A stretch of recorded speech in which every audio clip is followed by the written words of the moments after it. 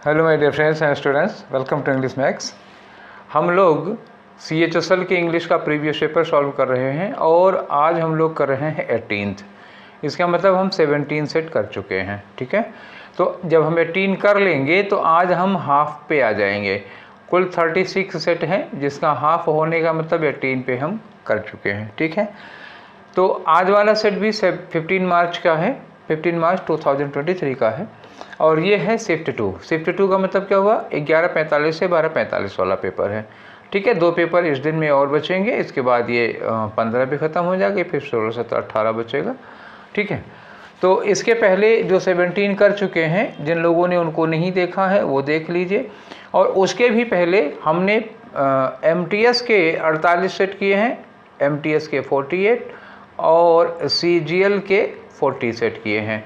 ठीक है, 36 CHSL का हो जाएगा। CHSL का होने के बाद फिर हम जो अभी MTS का हुआ था मई जून में, उसको करा देंगे। उसके साथ ही में CPO SI वगैरह कुछ बच्चे डिमांड कर रहे हैं CPO वगैरह का, तो वो भी मैं करा दूंगा बेटा। जितने भी लोगों का सबका करा दूंगा, सारे पेपर जो भी एग्ज़ाम होने वाला उसके 1 महीना पहले आपको उसका डिस्कशन मिल जाएगा। और अभी हमारा प्लान है कि हम उसका CGL और CHSL के मेंस वाला भी कराना है ना हमको। तो जब आप प्री निकाल लेंगे तो उसके बाद मेंस का प्रीवियस पेपर भी तो आपको सॉल्व करके मिलना चाहिए, तो अभी उस पर भी काम करेंगे। ठीक है, सब का सब मिलेगा। और अभी बीच में हम वोकैब पर काम करेंगे थोड़ा सा, तो हो सकता है जब वोकैब पर काम करने लगे तो आपको एक दिन में 2-2 वीडियो मिलने लगेगा। ठीक है, तो चलो शुरू करते हैं हम आज का डिस्कशन। PDF आप लोगों ने निकाल के सॉल्व कर ही लिया होगा। वीडियो के डिस्क्रिप्शन बॉक्स में देखिए PDF मिल जाएगा, नहीं तो टेलीग्राम चैनल पर आपको मिल जाएगा, ज्वाइन कर लीजिए, वहाँ से आगे बढ़ते हैं। और चलो शुरू करते हैं आज डिस्कशन नंबर 18 और आपका पहला क्वेश्चन है ये। तो पहला क्वेश्चन क्या है, आपको बताना है इनडायरेक्ट फॉर्म। किसका बताना है? अब यहाँ देखो लिखा है the coach said to the student. ठीक है, कोच ने क्या कहा है। अब आगे लिखा है क्वेश्चन मार्क लगा, तो इसका मतलब ये क्वेश्चन है। आगे लिखा है when will you come for practice. तो व्हेन विल यू, इसमें चेंज क्या करना है, इन्वर्टेड कॉमा की जगह पर कुछ लगाना नहीं है क्योंकि व्हेन लगा हुआ है। अगर इंट्रोगेटिव प्रोनाउन लगा होता है तो फिर हम यहाँ पे कुछ लगाते नहीं है। विल क्या होगा, विल पीछे जाएगा यू के, यू पहले आ जाएगा। तो यू कौन है, यू है ये स्टूडेंट। तो स्टूडेंट के लिए यहाँ पे ही या सी चाहे जो लगा लो, हालांकि चारों में ही लगा हुआ है। विल पीछे जाएगा तो विल का वुड हो जाएगा और कुछ चेंज नहीं करना है। ठीक है ना, और सेड का आस्क्ड हो जाएगा तो चारों में आस्क्ड ही है। ठीक है, तो यहाँ तक तो कोई दिक्कत नहीं है, सब में यहाँ तक सब में वही लगा हुआ है, तो कोई प्रॉब्लम नहीं है यहाँ तक चेंज करने में। अब आगे आ जाओ कि ही लगा सब में है। अच्छा, ये लिखा है when he would come for practice. ठीक है, तो ये तो हमको एकदम से ठीक लग रहा है। दूसरे में गड़बड़ी क्या है, यहाँ देखो वुड के साथ केम लगा हुआ है। ठीक है, ध्यान दे रहे हैं, जहाँ मैंने गोल किया हुआ है वहाँ देखो वुड के बाद केम लगा, CAME। तो केम, वुड के साथ केम नहीं होगा भैया। ठीक है, और दूसरे वाले में देख लो क्या गलती दी है। यहाँ मैंने कहा था ना कि यू पहले होना चाहिए, विल बाद में। अच्छा, यहाँ पे क्या किया उन्होंने, ही विल का वुड बदला तो, लेकिन ही के पहले कर दिया। जबकि जब इंटरोगेटिव की हम लोग इनडायरेक्ट बनाते हैं तो हेल्पिंग वर्ब सब्जेक्ट के बाद में चली जाती है, सब्जेक्ट पहले चला आता है। इस लिहाज से ये गलत हो गया। अब यहाँ पे देखो विल को वुड में चेंज करना चाहिए था, इन्होंने नहीं चेंज किया, तो दूसरा भी, तीसरा भी, चौथा भी गलत है और पहला वाला आपका एकदम से सही है। तो आपका आंसर कौन सा होगा, ये फर्स्ट वाला होगा। चलिए आगे बढ़ते हैं नेक्स्ट क्वेश्चन में, क्वेश्चन नंबर 2। क्वेश्चन नंबर 2 में क्या करना है आपको, ये एक्टिव से पैसिव बदलना है। ठीक है ना, ये देखो change the voice of sentence. यहाँ लिखा आई नो, एक तो ये हो गया। आगे लिखा कि he will play his guitar. I know, मैं जानता हूँ, क्या जानता हूँ, तो जो नो का, ये जो नो वर्ब है, नो का ऑब्जेक्ट क्या है, ये पूरी की पूरी बात नो का क्या हो गई, ऑब्जेक्ट हो गई। तो जब किसी वर्ब के ऑब्जेक्ट में एक सेंटेंस दे दिया जाता है तो इस सेंटेंस के बदले में हम पैसिव बनाते समय क्या ले लेंगे, इट ले लेंगे। तो अब क्या करेंगे, इट पहले आ जाएगा, फिर नो आ जाएगा, फिर क्या हो जाएगा, बाय मी हो जाएगा। ठीक है ना, बाय मी बाद में भी लगा सकते हो, कोई दिक्कत नहीं है, और पहले भी लग जाएगा, नो के बाद भी लगाओगे तो ज़्यादा ठीक रहेगा। तो हो जाएगा ये इट इज़ नो। ठीक है, इट इज़ नोन। अब जो नो है वर्ब की फर्स्ट फॉर्म है तो यहाँ पे इज MR लगेगा। तो पहली बात तो ये इट से शुरू होगा। अच्छा, दूसरी बात, ये जो लिखा हुआ है ना ही विल प्ले, अब दूसरा मैं आपको दिखा दूँ, एक पोर्शन क्या हो गया, एक पोर्शन इसका चेंज होगा। दूसरा क्या है, ही विल प्ले, तो ही सब्जेक्ट है, विल प्ले वर्ब है, हिज गिटार है, तो हिज गिटार भी पहले आएगा, विल प्ले का विल बी प्लेड हो जाएगा, ये ही का बाय हिम हो जाएगा। ठीक, और ये इस पूरे के बदले में इट होगा, इट पहले जाएगा, नो का नोन हो जाएगा और ये बाय मी पहले आ जाएगा। तो 2 हिस्से में आपको इसको पैसे बनाना है, ठीक है। तो अब आ जाओ देख लो, यहाँ लिखा it is known to me, यहाँ तक तो ठीक है। It is known to me, दोनों में है it is known to me that, ठीक है ना, दोनों में यही है। अब हमें इसके आगे बढ़ना है, अगर कोई गड़बड़ी है तो। लिखा है कि हिज गिटार वुड बी, भाई देखो विल है तो विल का वुड नहीं होगा, विल का विल ही होगा, वो डायरेक्ट से इनडायरेक्ट बनाते हो तब होता है वुड, ठीक है। तो ये तीसरा, ये वाला भी गलत हो गया। अब क्या होगा, his guitar will be played by him, ठीक है, समझ गए। तो ये चौथा वाला हो जाएगा, ठीक। पहला और दूसरा गलत है क्योंकि हमें ये सेंटेंस इट से शुरू करना चाहिए था और इसमें कोई भी इट से नहीं शुरू हुआ है, ठीक है ना। पहले इसका पैसे बनाना है, फिर इसका पैसे बनाना है, तो हमें इट लेके बनाना पड़ेगा। हिज गिटार से तो शुरू ही नहीं हो सकता ना, इट इज़ नोन से शुरू होना चाहिए था और इसमें वुड के नाते नहीं हुआ, ये चौथा हुआ, एक बार और हो गया। चलिए अब बढ़ते हैं आपके अगले क्वेश्चन में, क्वेश्चन नंबर 3। और क्वेश्चन नंबर 3 में क्या है, आपको ग्रामेटिकल एरर बतानी है। लिखा है the objective was to dispose of a cargo of cotton, ठीक है, which I had brought from Mumbai port. इन्होंने कहा कि जो ऑब्जेक्टिव था, जो पर्पस था हमारा, वो क्या था, was to dispose of a cargo. Cargo का मतलब क्या हुआ, किसी शिप वगैरह में जो माल लदा होता है उसको हम कार्गो कहते हैं। कार्गो ऑफ कॉटन का मतलब क्या हुआ, बहुत ज़्यादा कॉटन लद के आया था उस शिप पे। कहाँ से आया था, आई had brought from Mumbai, Mumbai port से लेके आए थे। अच्छा, अब इसमें जो वर्ब की बात है ना, तो मेन वर्ब ही असल में गड़बड़ हो गई है, ठीक है ना बच्चा। इनका पर्पज क्या था, सपोज करो कि ये कैप्टन है, किसी शिप के कैप्टन है, मुंबई एयरपोर्ट से एक शिप भर करके कॉटन का कार्गो लेके आते हैं। कहाँ लेके आते हैं ये नहीं दिया हुआ, कहीं मान लो चले गए केरल वेरल या मतलब कलकत्ता बंदरगाह, कहीं भी लेके गए होंगे, मुंबई पोर्ट से ये लेके आए थे। तो जब ये लेके आए थे तो उस कार्गो को क्या करेंगे, डिस्पोज करेंगे। डिस्पोज का मतलब होता है किसी चीज़ का निपटारा करना। अक्सर में ये कोई ऐसी चीज़ होती है जो निगेटिव होती है, जैसे चोर कोई चीज़ चुरा के लाता है तो उसको डिस्पोज करता है, मतलब ठिकाने लगा देता है। या कोई नुकसानदायक चीज़ होती है, कूड़ा कचरा होता है या मतलब हार्मफुल वेस्ट होता है, तो उसका जब हम निपटान करते हैं कहीं पर, उसको ठिकाने लगाते हैं तो उसको डिस्पोज ऑफ करते हैं। अब जो आप शिप में कार्गो लेके आए हैं उसको आप निपटारा थोड़े नहीं कर रहे हैं, उसको ठिकाने थोड़े लगा रहे हैं, चोरी का माल थोड़े है। इसका मतलब क्या हुआ कि आप शिप को क्या कर रहे हो, शिप को आपको अनलोड करना पड़ेगा ना। तो आपको ये टारगेट रहा होगा कि आप उस शिप को अनलोड करोगे, ठीक है ना कि उसको डिस्पोज करना। डिस्पोज ठिकाने लगाने के लिए होता है। तो गलती यही हो गई कि आप जो डिस्पोज ऑफ लिखा हुआ ये नहीं होना चाहिए था ना, ठीक। चलो आगे बढ़ते हैं। तो ये दूसरा वाला आपका आंसर हो गया। नेक्स्ट में आ जाओ क्वेश्चन नंबर 5 में, सॉरी 4 में है ना, आपका क्वेश्चन नंबर 4 होगा ये। तो ये इडियम दिया हुआ है, इसकी मीनिंग बतानी है। बाइट द डस्ट लिखा है। अब बाइट द डस्ट में देखो भैया, बाइट द डस्ट की अगर हिंदी मीनिंग निकालोगे तो इसका मतलब होता है धूल चाटना, ठीक है। ये धूल खाना नहीं है, धूल चाटना हो गया, ठीक है। अब हिंदी में धूल चाटने का मतलब क्या होता है ना, हार जाना या किसी को हरा देना। धूल चाटना तो हारना हो गया, धूल चटाना हराना होगा। हम लोग कहते नहीं ऐसे कि उसने युद्ध में दुश्मनों को धूल चटा दी, तो मतलब क्या हुआ, मतलब उसके दांत खट्टे कर दिया, धूल चटा दिया, मतलब हरा दिया। लेकिन अब इसको लेकर के थोड़ी सी प्रॉब्लम है। प्रॉब्लम क्या है कि कुछ डिक्शनरीज ऐसी हैं, जैसे ऑक्सफोर्ड देखो, तो ऑक्सफोर्ड डिक्शनरी में इसी की बाइट द डस्ट की जो मीनिंग दी हुई है वो 2 दी हुई है। एक तो टू किल करना, मतलब सॉरी टू डाई भी दिया हुआ है और टू लूज अ फाइट दोनों दिया है। हार जाना मर जाना दोनों दिया है। ऑक्सफोर्ड में दिया है, मेरियन वेबस्टर में भी दिया हुआ है और उसमें कैम्ब्रिज में भी ये दिया हुआ है। दोनों मीनिंग है, मतलब इन तीनों में दोनों मीनिंग है। अच्छा, और 1-2 डिक्शनरी हैं जिसमें केवल लूज द फाइट दिया हुआ है, डाई नहीं दिया हुआ है। अच्छा, एसएससी का क्या आंसर है देखो, वो मैं आपको बताऊं। एसएससी ने जो आंसर दिया है वो कौन सा दिया है, टू डाई, ठीक है। इसमें टू लूज अ फाइट ये भी बहुत क्लोज था, मामला बहुत क्लोज था इसकी मीनिंग का, टू लूज अ फाइट। अगर ये टू डाई ना दिया होता तो टू लूज अ फाइट ये हो जाता। अब टू डाई भी दिया हुआ है तो फिलहाल ये डाई जो है ना वो लूज अ फाइट पर भारी पड़ेगा और आपका आंसर क्या होगा, 4 होगा, ठीक है।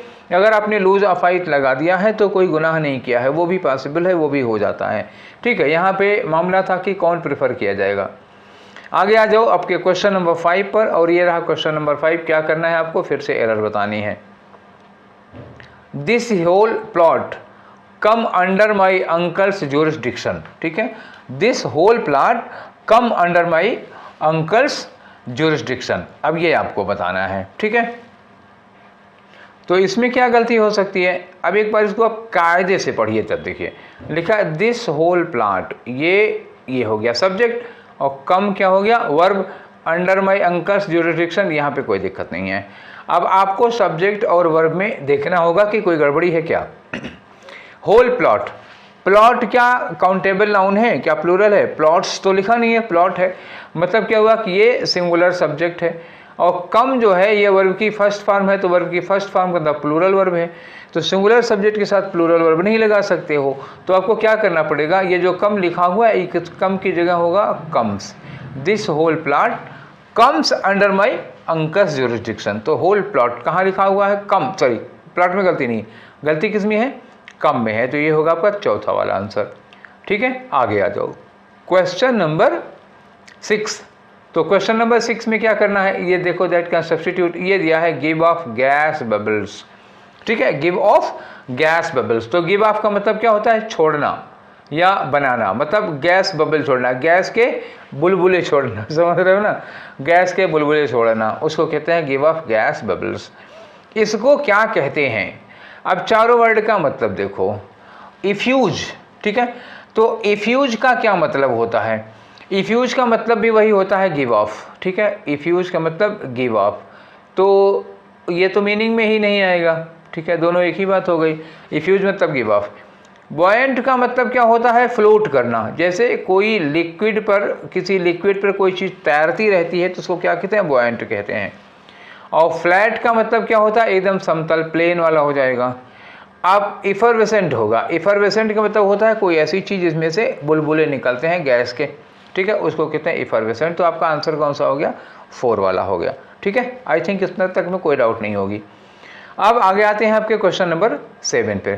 क्वेश्चन नंबर 7 में क्या दिया है डैंडी।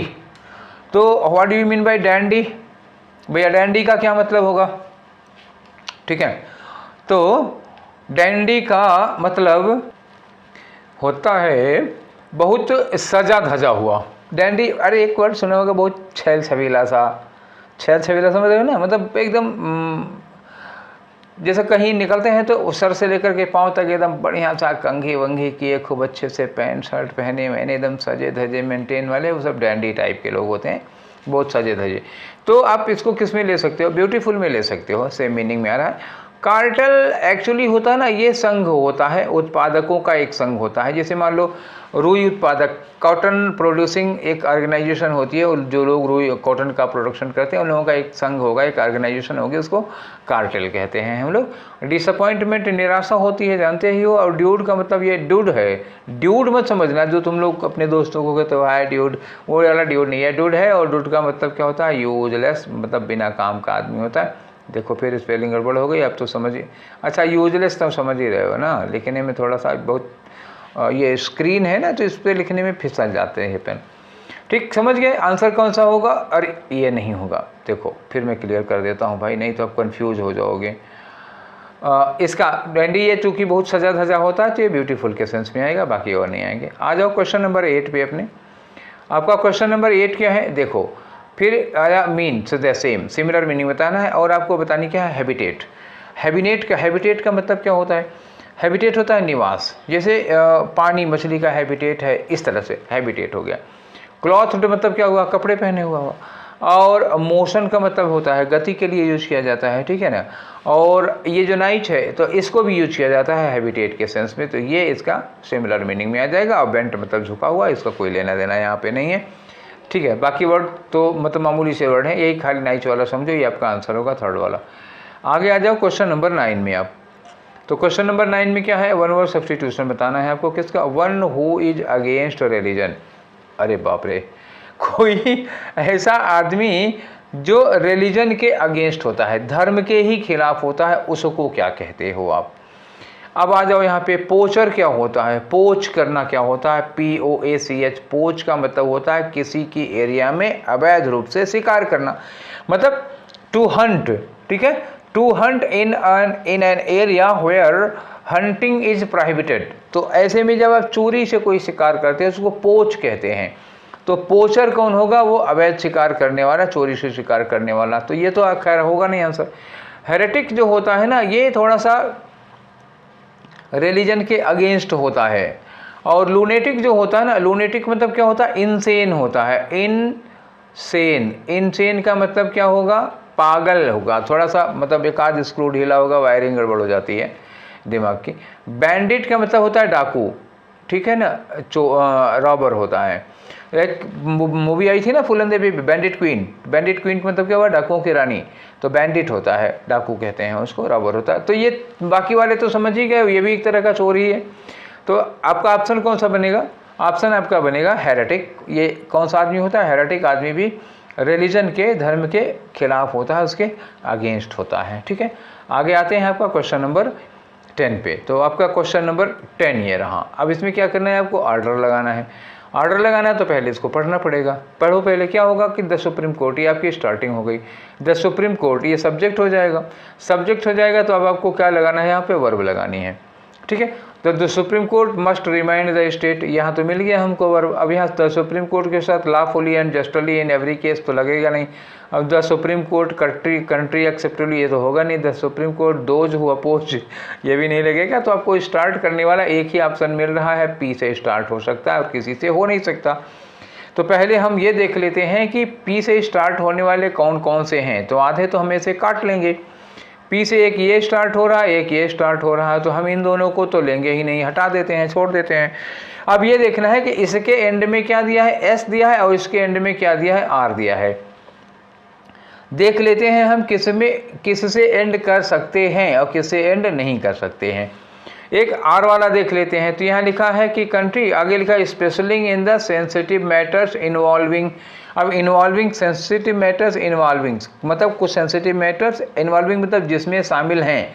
तो जिसमें शामिल है, अब ये अधूरा हो रहा है ना, इन्वॉल्विंग के बाद क्या शामिल है ये तो आपको लिखना चाहिए। तो मतलब ये ख़त्म नहीं कर सकता, आर पे एंड नहीं हो सकता। इसका मतलब हुआ कि ये चौथा वाला गलत है। अब आपके पास पहले वाले के अलावा और कोई चारा नहीं बच रहा है। आप क्रॉस चेक करना चाहते हैं, इसको पढ़ना चाहते हैं, तो मैं आपको पढ़ के दिखा दे रहा हूँ। पेपर सॉल्व करने के लिए केवल इतना करना जितना मैंने आपको बताया है। तो मैंने पहला लगाया था ना, तो चलो PQRS सीधा सीधा लग रहा है। देखो अब पढ़ो। The Supreme Court must remind the state to act constitutionally. आगे लिखा है, अब यहाँ कॉन्स्टिट्यूशनली लिखा तो संविधान पूर्वक, लॉफुली, कानूनन एंड जस्टली। अब लग गया कि नहीं? सीधा सीधा लग गया, सारे एडवर्ब लगे हैं। कॉन्स्टिट्यूशनली, लॉफुली एंड जस्टली, किसमें? इन every case. Across the, across मतलब पूरे देश में। अक्रॉस द के बाद कोई जगह आनी चाहिए, तो अक्रॉस द कंट्री। सीधे लगा कि नहीं लगा? Across the country. Specially in sensitive matters involving, जिसमें शामिल है those who oppose the party in office with peaceful means, उनके लिए भी। ठीक, क्लियर हो गया। तो PQRS के ही सेंस में लगेगा, पहला वाला होगा। आगे आ जाओ, आपका क्वेश्चन नंबर 11 है। क्वेश्चन नंबर 11 में क्या करना है बच्चा? ये एक इडियम दिया हुआ है, उस इडियम का मतलब बताना। इन ब्लैक एंड व्हाइट का मतलब होता है इन राइटिंग, लिखित में, ठीक है। इन ब्लैक एंड व्हाइट का मतलब हो गया इन राइटिंग। जैसे कहते हैं give your statement in writing, अपना स्टेटमेंट लिखित में दो, तो इन राइटिंग हो जाएगा। तो ये वाला दूसरा वाला हो जाएगा। ये बहुत बार पूछा गया है, सुपर डुपर ट्रूपर इंपॉर्टेंट है, समझ लेना, ठीक। Question number 12। क्वेश्चन नंबर 12 में आपको वन वर्ड बताना है किसका? एक्सक्लूसिव कमांड और पोजीशन। किसी चीज़ पर जब आपकी एक्सक्लूसिव कमांड होती है या पोजीशन। एक्सक्लूसिव कमांड का मतलब क्या हुआ? जिस पर कोई रोक टोक ना हो। मतलब क्या हुआ? अनचेक्ड कंट्रोल, ठीक है, अनचेक्ड, अनलिमिटेड, अनरेस्ट्रिक्टेड कंट्रोल, पूरी तरह से जब आपकी कमांड हो जाती है, कोई रोक टोक नहीं, कोई बाधा नहीं, जिसको आप निरंकुश कह सकते हो। तो निरंकुश के लिए आप क्या लगाओगे? मोनोपोली करोगे। और क्या? मोनोपोली का मतलब होता है जिसके ऊपर कोई रोक टोक नहीं होती, एक तरह से तानाशाही हो जाती है। मोनोपोली, डिक्टेटरशिप कह सकते हो, ठीक है, ये सारे आएंगे।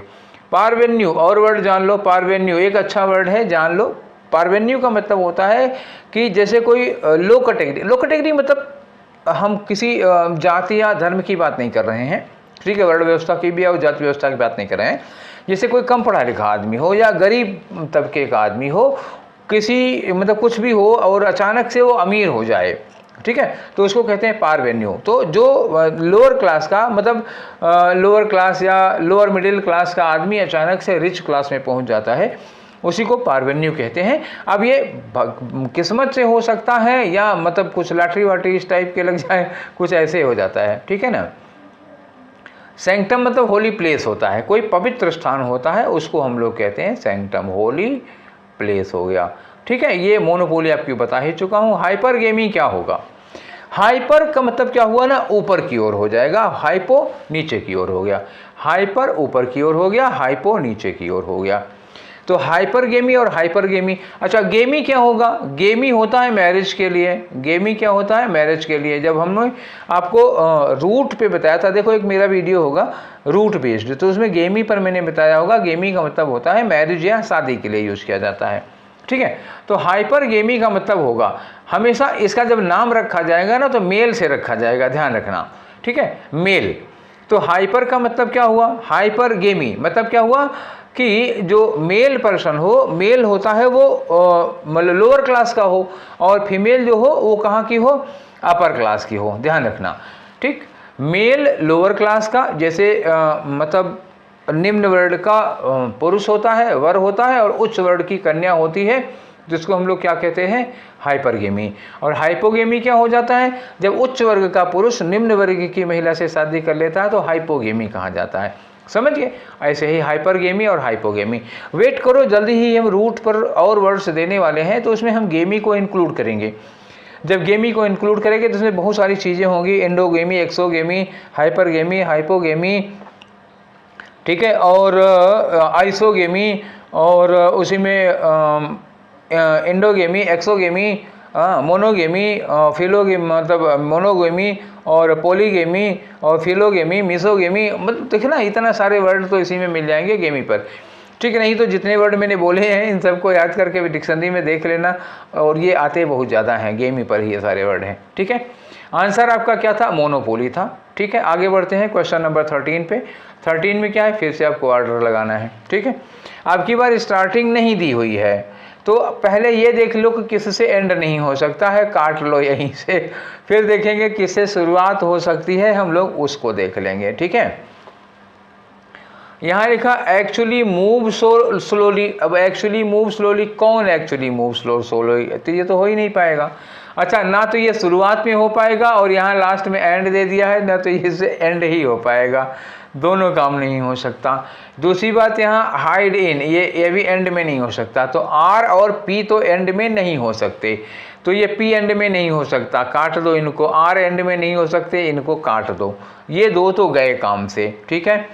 अच्छा, अब ये देख लो आर से क्या स्टार्ट, आर और एस बच रहा है आपको स्टार्ट करने के लिए। देखो आर से स्टार्ट हो सकता है क्या, ठीक है। तो यहाँ लिखा आर में this can give slots, this can give, this can मतलब व्हाट कैन, व्हाट कैन, तो दिस से कहाँ शुरुआत कर लोगे? जब तक उस चीज़ को बताओगे नहीं तब तक तो आप दिस से स्टार्ट कर नहीं सकते। मैंने जब PQRS वाला पढ़ाया था, देखो जिन लोगों ने पढ़ा है वो तो ठीक बात है, जो नहीं पढ़े हैं वो लोग भैया डिस्क्रिप्शन बॉक्स में लिंक दिया है, PQRS हम लोग कैसे अरेंज करते हैं उस पर पूरी क्लास है, देख लो, प्रैक्टिस भी दी गई है। तो उसमें मैंने बताया कि दिस दैट दिस दोज जब लगा होता है तो वो स्टार्टिंग नहीं हो सकता, दिस दैट दिस दोज अपने नाउन को फॉलो करेगा, जहाँ पीछे पहले इसकी बात बताई गई होगी ना, किसके लिए आया है दिस, ठीक है। तो मतलब आर से भी हम स्टार्ट नहीं कर सकते, तो इसका मतलब ये भी गया हमारे पास। अब एक ऑप्शन बच रहा है हमारे पास SPRQ, पढ़ के मैच करना चाहो तो देख लो, ये हम बिना पैसेज को पढ़े कर दिए हैं, ठीक है। हमारा कौन सा हुआ? तीसरा वाला ऑप्शन हुआ। आप मैच करना चाहते हो, क्रॉस चेक करना चाहो करो। SPRQ, देखो एस में क्या लिखा है? Sloths live in tropical forest, sloth एक तरह का जीव होता है, लिव इन ट्रॉपिकल फॉरेस्ट, ये ट्रॉपिकल फॉरेस्ट में पाए जाते हैं in south and central America, south and central America में। एंड दे, और दे, एंड के बाद आया दे, और ये, अब ये दे के बाद क्या लगानी है आपको? दे के बाद वर्ब लगानी होगी। क्या करते हैं? दे एक्चुअली मूव, यहीं पे दिया हुआ है मूव, और किसी में तुरंत वर्ब लगी हुई नहीं है, ठीक है ना। अब ये लगाओगे and they this can, they this can तो हो नहीं सकता, दे द फॉरेस्ट फ्रॉम होगा नहीं, तो क्या होगा? They actually move so slowly, इतना धीरे धीरे चलते हैं कि एल्गी ग्रोस हेयर फर, कि एल्गी, इनके हेयर और इनके फर पर एल्गी जम जाती है, ठीक है ना। इसकी वजह से एंड के बाद अब यही हो जाएगा, इसकी वजह से क्या होगा? And this can give sloths a green colour. अब इनके ऊपर एल्गी जम जाती है तो ये क्या होता है? ये ग्रीन कलर के दिखाई देने लगते हैं, दैट हेल्प्स देम हाइड, और तब ये जब ग्रीन ग्रीन करके दिखाई देने लगते हैं तो hide in the forest from predators, तो ये जो फॉरेस्ट के प्रेडेटर होते हैं, जो शिकारी होते हैं, जो इनको खा सकते हैं, उससे बेचारे बच जाते हैं। अब प्रेडेटर्स के बारे में दिया, जैसे नॉक्टरल कैट्स हैं, नॉक्टरल कैट्स मतलब रात में जो निकलने वाली कैट्स है। अब नॉक्टरल कैट का मतलब क्या हुआ, वही बिल्ली, वो सॉरी क्या कहते हैं, टाइगर वाइगर हो गई, ये सब शेरनी वरनी हो गई, ये सब हो गए। क्लियर? तो आ गया ना ये थर्ड वाला। चलो आगे, अब आते हैं क्वेश्चन नंबर आपका 14। तो क्वेश्चन नंबर 14 में क्या करना है, इसमें आपको बताना है क्लोजेस्ट मीनिंग देनी है। क्लोजेस्ट मीनिंग किसका देना है, कजोल का। कजोल, ठीक है, कजोल का मतलब, अरे वो अजय देवगन की पत्नी कजोल की बात नहीं कर रहा हूँ मैं। ये इस कजोल का मतलब होता है किसी को बहलाना फुसलाना, ठीक है ना। क्या होता है, किसी को बहला फुसला लेना। वो एक्चुअली ये निगेटिव सेंस में जाता है। जब कोई किसी को बहला फुसला लेता है उसको धोखा देने के लिए, तब ये वर्ड यूज किया जाता है, ठीक है ना। मतलब एक तरह से किसी को मना लेने के लिए आएगा ये, ठीक। तो डिसुएड का मतलब क्या हुआ, डिसुएड का मतलब तो ये होता है ना कि आप उसको डिसएग्री कर रहे हैं, तो ये लगेगा नहीं, ये उसका क्या हो जाएगा, एंटोनियम हो जाएगा। डिसएंचेंट, तो पहले एंचेंट का मतलब समझो। एंचेंट का मतलब होता है किसी को मंत्रमुग्ध कर लेना, ठीक। तो एंचेंट किसी को मोहित कर लेना, और डिसएंचेंट का मतलब क्या होगा, उसका सम्मोहन भंग कर दिया, तो ये भी अपोजिट में चला जाएगा। परसुएड का मतलब होता है किसी को मनाना, राजी करना, अपनी बात से सहमत करना, तो ये साइनोनिम हो जाएगा। और बुली का मतलब होता है किसी को धमकाना, गुंडागर्दी दिखाना, तो ये लग नहीं सकता, तो आपका ऑप्शन कौन सा होगा, परसुएड होगा, ठीक है। परसुएड का अपोजिट क्या होगा, इसी में दिया हुआ है, देखना चाहो तो देख लीजिए। परसुएड का अपोजिट क्या होगा, डिसुएड हो जाएगा, ठीक है। तो परसुएड का मतलब किसी को मना लेना, और कजोल का मतलब भी होता है, हालांकि कजोल का मतलब निगेटिव सेंस में जाता है थोड़ा, ठीक है। तो चलो, ये हो गया आपका साइनोनिम। नेक्स्ट क्वेश्चन बढ़ते हैं, आपका क्वेश्चन नंबर कौन सा होगा, 15 होगा, ठीक है। तो देखते हैं 15 में क्या है। ये आपको सब्सटीट्यूट करो, फिर बड़ा सब्सटीट्यूशन पूछ रहे हैं भाई। One who feels on, one who feels नहीं, one who feeds on plants only, कोई ऐसा जीव जंतु जो केवल प्लांट का मतलब क्या हुआ, पौधे, घास नहीं, घास की बात मत करना, घास नहीं खाता, प्लांट खाता है। प्लांट का मतलब क्या हुआ, जड़ खाए, तना खाए, पत्ती खाए, टहनी खाए, फल फूल खाए, वो प्लांट या प्लांट के पार्ट्स को खाता है, उसको क्या कहते हो। तो अब इसमें ढेर सारे वोरस दिए हुए हैं, हमने फूड हैबिट्स में ये बातें बताई भी हैं, आप चाहें तो वहाँ से देख लें। तो वर्मीवोरस कौन होता है, जो वर्म्स को खाते हैं। अब ये हो जाएगा वर्म्स, मतलब क्या हुआ, कीड़े मकोड़े। वर्म्स में क्या आ जाएगा, ये केचुआ, ओचुआ, कनखजूरा, उजकुरुजा, ये सब आ जाते हैं। कार्निवोरस क्या होता है, कार्निवोरस फ्लैश खाता है, ठीक है, ये क्या होता है, मांस खाता है, शेर वगैरह हो गए। हर्बीवोरस वही प्लांट और प्लांट के पार्ट्स, जैसे हाथी हो गया, ठीक है, तो हर्बीवोरस हो गया। ओमनीवोरस का मतलब क्या हुआ, जो सब कुछ खा लेता है। ओमनी मतलब all, one who can eat everything, जो सब कुछ खा लेता है, मतलब मांस भी खा लेगा और घास भी खा लेगा और पेड़ पौधे पत्ते भी खा लेगा, तो जो सब कुछ खा लेता है, जैसे मनुष्य है, ठीक है। तो मनुष्य पालक वगैरह भी खा लेता है, और गन्ना वगैरह भी खा लेता है, गन्ना भी चूस लेता है, और नॉनवेज भी खा लेता है। तो आदमी तो हर तरह का हो गया। आदमी किस में आ जाएगा, ओमनीवोरस में आएगा। वैसे कुत्ता भी ओमनीवोरस में आ जाता है, वो घास भी खा लेता है और रोटी भी खा लेता है, दूध भी पी लेता है, ठीक है। तो आपको आंसर क्या मिला, आंसर आपका मिला हर्बीवोरस, ठीक है। ओमनीवोरस से मैंने निशान लगा रखा है, तो इसको आंसर मत समझना भैया, ये आपका हर्बीवोरस होगा आंसर, ठीक है, जो प्लांट्स को खाता है। आगे आ जाओ क्वेश्चन नंबर 16 में। देखिए क्या है क्वेश्चन नंबर 16 में, आपका इनकरेक्टली स्पेल्ड वर्ड है। एक वर्ड दिया है अधेर, अधेर का मतलब होता है किसी चीज़ से चिपकना, चिपकने के लिए यूज किया जाता है, तो इसकी स्पेलिंग सही है, मतलब ये आंसर नहीं होगा। ब्लॉक का मतलब रुकावट डालना, ये भी आंसर नहीं होगा, स्पेलिंग सही है चूँकि। ग्रज की स्पेलिंग गलत है, तो यही आपका आंसर होगा। और फ्लॉन, अब फ्लॉन देखने का क्या मतलब है, FLOWN, इसकी स्पेलिंग सही है। जब एक की गलत मिलेगी तो एक ही की मिलेगी ना। अब ग्रज की स्पेलिंग क्या होगी, देखो पहले GRU ये हो गया, उसके बाद DGE होगा, ठीक है, ध्यान रखना, GRU DGE, यहाँ D के बाद J लगा हुआ है। अब इस ग्रज का मतलब क्या होता है, शिकायत करना किसी से। आप जब शिकायत करते हो तो वो ग्रज होता है। ग्रज का मतलब होता है आपकी कंप्लेन होती है, ठीक। आगे बढ़ जाए 17 नंबर पे। तो आपका ये रहा 17 नंबर का क्वेश्चन, खाली जगह भरो। लिखा है until you confess your crime, जब तक आप अपनी क्राइम को कन्फेस नहीं करते, मतलब जो आपने क्राइम किया है जब तक आप उसको कन्फेस नहीं करते, जब तक उसको एक्सेप्ट नहीं करते, तो एब्डोमेन वुड, एब्डोमेन का मतलब आपका ये पेट होगा, तो क्या कहें, abdomen would dash to grow and grow, तो आपका पेट बढ़ता जाएगा बढ़ता जाएगा बढ़ता जाएगा बढ़ता जाएगा until you could not breathe, तब तक बढ़ता जाएगा जब तक आपकी सांसें नहीं रुक जाएंगी। Until you could not breathe, मतलब तब तक जब तक आप सांस ना ले पाएँ। ये मतलब किसी से सच उगलवाने के लिए डराने का तरीका हो जाता है, ठीक है, किसी को धमका रहे हैं, एक अलग से तरीका निकाल रहे हैं।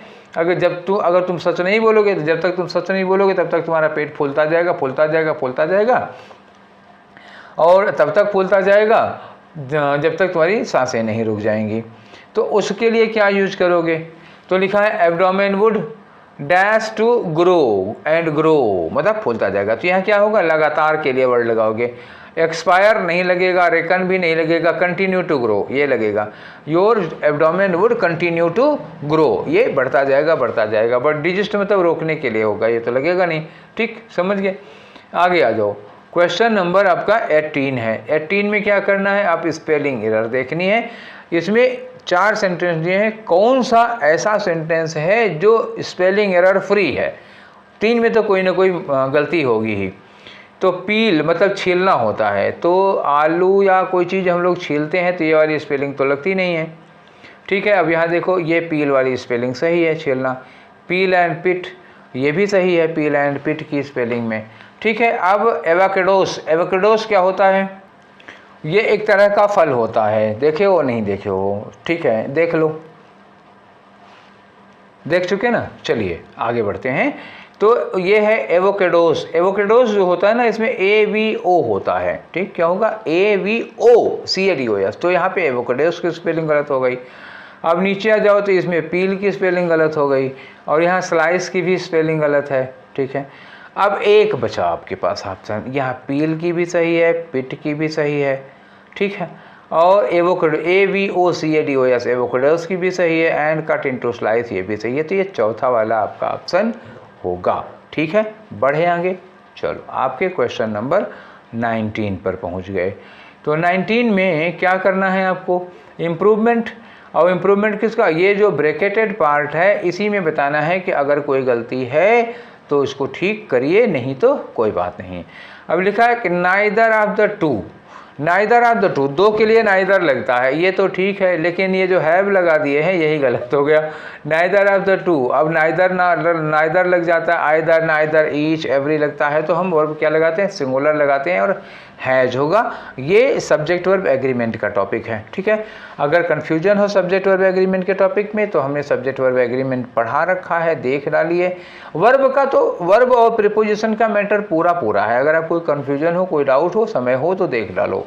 ठीक है, तो neither of the two verb singular लगेगी, हैज होना चाहिए। यहाँ पर ऑप्शन ढूंढो कौन सा हो जाता है, नाइदर ऑफ द टू है। अब यहाँ लिखा है neither of the two boys have, अब हैव तो लगाना ही नहीं है ना हमको, neither of the two has clear, ये हैज़ वाला ठीक है।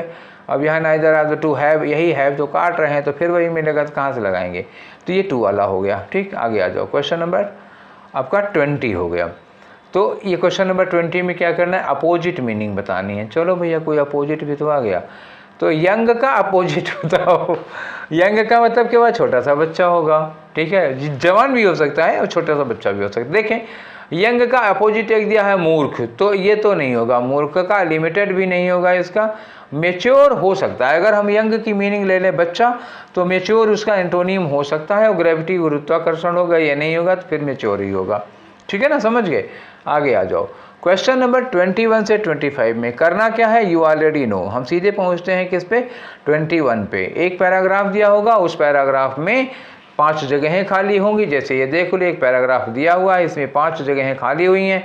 अब इन 5 खाली जगहों के लिए 4-4 ऑप्शन है। जैसे पहली वाली जगह खाली है, पहले जगह के लिए 4 ऑप्शन दिया हुआ है, वहाँ पे इन चारों में से क्या लग सकता है, लेकिन इसको हम एक लाइन पढ़ के नहीं लगा सकते। तो we have to study whole passage at first. सबसे पहले ये पूरा का पूरा पैसेज आपको पढ़ना पड़ेगा, उसके बाद ही आप सही लगा पाएंगे। चलो पढ़ के देखते हैं। अ रिसेंट स्टडी, हाल ही में एक स्टडी की गई है, रिसर्च की गई है, दैट डैश, जो कि ये दिखाता है, मतलब ये होगा, स्टडी तो यही करेगा, स्टडी में ये बात दिखाई जाती है कोई चीज़ पता लगती है, कुछ डिस्क्लोज होता है, रिवील होता है, ये सब तथ्य सामने आते हैं। क्या बताया गया है कि people's brain at different points in their work day, ठीक है ना। तो जो हमारा दिमाग होता है different points in their work day, जो हम दिन भर में काम करते हैं उसके डिफरेंट पॉइंट पर, मतलब हम कब कैसा काम कर रहे हैं, कब लाइट मोड में है, कब सीरियस मोड में है, कब टेंस है, उस हिसाब से कह रहे हैं। ये कुछ करता है दिमाग, क्या यहाँ पे कुछ रिएक्ट करेगा। आगे लिखा है कि high demand task which require intense constant concentration. तो जब हम ऐसे काम करते हैं जिसमें बहुत ज़्यादा इंटेंसिटी की रिक्वायरमेंट होती है, कंस्टेंट कंसंट्रेशन, कंस्टेंटली मतलब लगातार कुछ सोचते रहने की ज़रूरत पड़ती है, एक ही चीज़ को चिंतन में हो, वो सीरियस, तो जब ये काम करते हैं तो can lead to buildup of a dash toxic chemical. आय हाय, टॉक्सिक केमिकल है तो यहाँ कोई नेगेटिव एडवर्ब लगाना पड़ेगा। तो वो दिमाग सिक्रीट करता है एक काफ़ी हद तक टॉक्सिक केमिकल। उस टॉक्सिक केमिकल को क्या कहते हैं, ग्लूटामेट कहते हैं, ठीक है। अब ये किसी डॉक्टर से पूछो ग्लूटामेट क्या होता है, या गूगल पे सर्च कर लेना, यहाँ तो इतना पता है कि ग्लूटामेट क्या होगा। Normally used to dash signals. अब ये ग्लूटामेट क्या करता है, नॉर्मली सिग्नल्स को क्या करेगा, या तो सिग्नल्स को ट्रिगर कर देगा, तेज करेगा, या उसको धीमा कर देगा, स्लो कर देगा। तो ग्लूटामेट का ये काम होगा, या तो सिग्नल को बढ़ाएगा या घटाएगा। फ्रॉम नर्व सेल्स, या तो ये भी फ्रॉम नर्व सेल लिखा हुआ, तो फ्रॉम नर्व सेल लिखने का मतलब ये रिसीव करने के लिए हो सकता है, ठीक है ना। सेंड करना, अब ये बढ़ाना घटाना नहीं लगा है, क्योंकि यहाँ लिख दिया है from nerve cell. From nerve cell लगाने का मतलब हुआ कि नर्व सेल से वो सिग्नल को रिसीव करता होगा, ठीक है।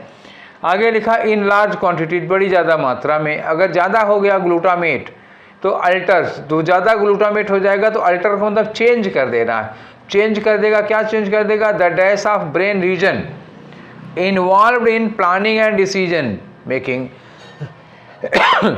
तो वो चेंज कर देगा the dash of brain region, brain के उस रीजन में, मतलब चेंज कर देगा ब्रेन का वो हिस्सा जो इन्वॉल्व होता है प्लानिंग और डिसीजन मेकिंग में। और क्या होता है, the lateral pre frontal cortex, कहाँ होता है ये चीज़, IPFC में होता है, लेटरल प्री फ्रंटल कर्टेक्स में होता है, ठीक है। तो चलो भर लेते हैं, बायो का है ये वर्ड, ये पूरा भरना था। तो पहले में क्या लगाओगे आप, तो हाल ही में एक स्टडी की गई है जिसमें ये रिपोर्ट आई है, जिसमें ये पाया गया है, ठीक है। तो दैट स्कैंड होगा, स्टडी है तो स्टडी में स्कैनिंग, हाँ स्टडी किसी चीज़ को स्कैन करती है, मतलब जो फाइंडिंग्स आती हैं, जो नतीजे निकलते हैं उसको स्कैन कहते हैं। द स्टडी दैट आंसर्ड नहीं होगा, द स्टडी दैट बज्ड भी नहीं होगा, द स्टडी दैट इल्यूमिनेटेड भी नहीं होगा। तो 21 में क्या होगा, स्कैंड होगा, स्टडी में ये स्कैन किया। इल्यूमिनेट का मतलब क्या होता है, इल्यूमिनेट मतलब उजाला करना होता है, बल्ब जलाओगे तो उजाला हो जाएगा, उसके लिए इल्यूमिनेट हो जाएगा। इल्यूजन अगर होता तो उदाहरण देने के लिए हम लगा सकते हैं। तो नेक्स्ट में आ जाओ दूसरे फिलर के लिए, ठीक है। तो दूसरे फिलर में आपको क्या करना, आपको यहाँ पर भरना है, ठीक है। तो दूसरे फिलर में आप क्या लगाएंगे, वर्क डे। तो उस स्टडी में क्या किया गया, ये स्टडी रिसेंट स्टडी जो आदमी के दिमाग को स्कैन कर रही थी डिफरेंट पॉइंट को, मतलब स्टडी दिन के अलग अलग समय में आदमी के दिमाग को उस स्टडी में स्कैन किया गया। अब यहाँ क्या लिखा है, उस स्टडी में ये बताया गया, ये पाया गया। तो स्टडी में ये पाया गया मतलब क्या हुआ, फाउंड। स्टडी में ये पाया गया कि हाई डिमांड टास्क, ठीक है ना, फाउंड दैट। यहाँ क्या लगाओगे, स्टडी में ये पता लगा। तो फाउंड, ये फाउंडेड तो होगा नहीं, फाउंडेड होता है न्यू रखने के लिए, और स्टडी में जब कुछ फाइंडिंग होती है तो उसको हम लोग क्या कहते हैं, फाइंड करना। अच्छा, चूंकि पास्ट की कहानी है इसलिए वर्ब की सेकंड फॉर्म लगेगी, तो फाउंड लगा दिया इसके लिए, ठीक है। आगे आ जाओ अपने नेक्स्ट क्वेश्चन पे, ठीक है। तो अगला है हमारा क्या, 3 नंबर पे फिलर, ये आपका 3 फिलर हो गया। तो 3 नंबर में क्या लगाओगे, कैसा होगा वो बताओ। तो इन्होंने कहा कि वो काफ़ी टॉक्सिक केमिकल रिलीज करता है, ठीक है। तो यहाँ पे टॉक्सिक केमिकल कितना टॉक्सिक क्या होगा, ग्रांडली, भैया टॉक्सिक के लिए आप ग्रांड वर्ड नहीं यूज करें, ग्रांड अच्छे और सेंस में यूज किया जाता है। परपेचुअली टॉक्सिक होगा नहीं, परपेचुअली टॉक्सिक के लिए लगेगा नहीं, या पोटेंशियली टॉक्सिक होगा या अटरली टॉक्सिक होगा। तो पोटेंशियली मतलब उसकी जो पोटेंसी होती है, दवा की पोटेंसी होती है भैया, टॉक्सिन की नहीं। तो ये घोर मतलब भयानक टॉक्सिक कह सकते हैं ना, घोर टॉक्सिक या घोर जहरीला, ठीक है। तो घोर जहरीला होगा या पोटेंशियली जिसकी क्षमता होती है, मतलब बहुत ही टॉक्सिक हो जाने की। तो अटरली और पोटेंशियली में आप क्या लगाना चाहेंगे? तो मेरी समझ से तो पोटेंशियली ज़्यादा सही है, ठीक है, मतलब पोटेंसी होगी ना, उसकी क्षमता को कहेंगे। तो टॉक्सिक केमिकल है, तो अगर टॉक्सिक केमिकल दिमाग में सिक्रीट हो रहा है तो ये उसकी पोटेंसी फिर होगी, उसकी क्षमता ही बताएंगे, ठीक है। तो ये ज़्यादा सुटेबल। अटरली वैसे लग रहा था शुरू में, पर अब ये लग रहा है कि अटरली नहीं होगा, पोटेंशियली होगा, ठीक है। पॉइजन वगैरह की भी तो पावर होती है, जिससे कोई दवा लेने जाता है तो उसकी पावर होती है ना, 500 mg है, 250 mg है, या 750 mg है, 1000 mg है, तो ये उसकी पोटेंसी होती है। तो टॉक्सिन जो होगा, टॉक्सिक केमिकल होगा, उसकी भी पोटेंसी होगी, पावर होगी, ठीक है। तो अब आगे आते हैं हम लोग किस पे? 24 पे। क्वेश्चन नंबर आपका 24। तो 24 में क्या है, ये यहाँ पर आ जाओ। तो ये जो ग्लूटामिन है, ये क्या काम करता है? ये डैश करता है, use to dash signals from nerve cell.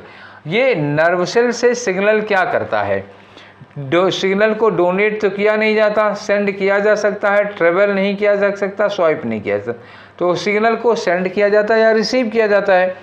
जब मैं पढ़ रहा था तो मैंने यही कहा था कि यहाँ पे रिसीव लगेगा, क्योंकि यहाँ लिखा हुआ है फ्रॉम नर्व सेल, लेकिन अब रिसीव दिया ही नहीं है यहाँ पे। स्वाइप का मतलब ये होता नहीं, स्वाइप का मतलब कड़ी चोट होता है। तो फिर हमारे पास इसके अलावा और कोई ऑप्शन है नहीं जिस पर हम जाएं, ठीक है। अब आगे आ जाओ, आपका आखिरी वाला क्वेश्चन है। आखिरी वाले में ये यहाँ पर भरना है, तो वहाँ पे आपको क्या भरना है, चलिए देख लेते हैं।